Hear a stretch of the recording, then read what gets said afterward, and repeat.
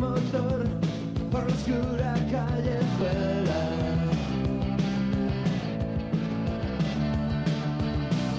Luego el silencio se rompió de nuevo en todo aquel lugar.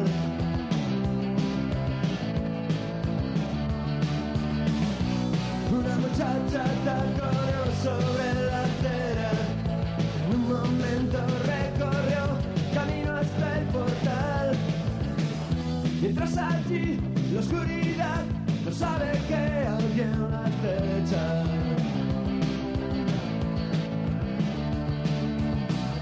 Docenas de hombres